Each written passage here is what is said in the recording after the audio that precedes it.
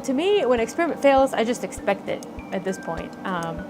It's just an opportunity to learn, and sometimes when an experiment fails, yes, it can be frustrating, but it can actually uncover some new cool things you didn't even expect. So, for example, a lot of discoveries actually have been made from failures, so failure is not always a bad thing in science.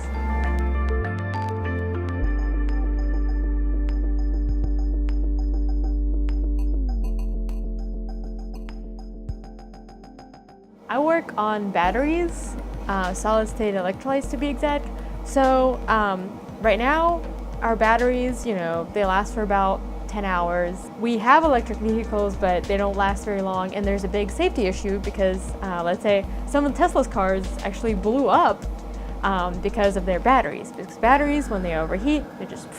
So what I'm working on is solid-state electrolyte, which hopefully will eliminate the explosion issue because they're a lot safer. Eventually, maybe in 10 or 20 years, all the batteries and everywhere, all lithium-ion batteries will be solid-state electrolytes. So safe and just last for a really long time. And also, a cool application is they can be flexible. So you can actually sew the battery into a fabric. So let's say a soldier in a battlefield, instead of carrying really heavy battery packs that they have to carry, we can just sew them into their uniform. So something very cool.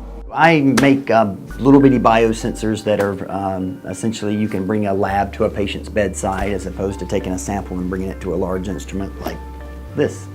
So I fabricate 3-inch slides that are etched with nano slits about 1,000 times thinner than a human hair. I decorate those nano slits with chemicals that make it extremely selective, and they can target any molecule of interest. So like think of a cop on a busy highway that only pulls over the red convertibles and lets the other cars pass by. That's what I do with this sensor. So I can flow over a sample like blood, and we can stick certain proteins that we're testing for on the surface, and we can make a portable point-of-care biosensor.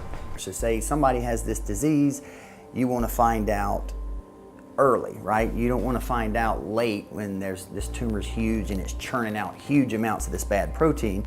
You want to find when the person's healthy, when it's making very small amounts of it. So you want to detect things that are very, very low concentration. So you could think of it as like bringing the sensor to the patient's bedside as opposed to taking a sample, shipping it a week to some centralized laboratory, and it takes several weeks to get the results. Well, if you had a little bitty sensor and you could bring it with you, the results would be instantaneous.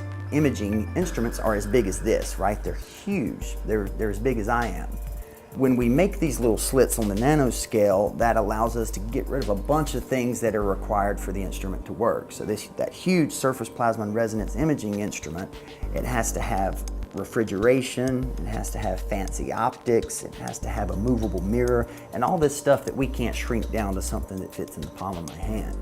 Well, all those things I mentioned we can get rid of if we start using the properties of the properties that change when we go to the nanoscale. I just never really thought about that, how much things change when you go down to such a small scale. When you go down to nanoscale, things change vastly. Knowing how materials alter their behavior at those small scales and how you can utilize it, it can make everything smaller. I'm sure you guys remember big cell phones in the 90s.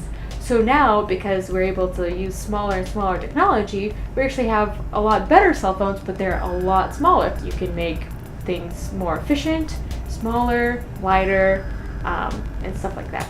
If you look at anything on nanoscale, everything just changes its properties. Let's say gold, it looks like, I'm sure people have seen gold. However, if you actually make gold nanoparticles, they will actually change color depending on the size. So whether they're 10 nanometers in diameter, they're 200 nanometers in diameter, they will actually change their color. That's just one of the examples why how things change on nanoscale. So what we're trying to do is see if we can apply those properties and how we can use the nanoscale properties to our advantage.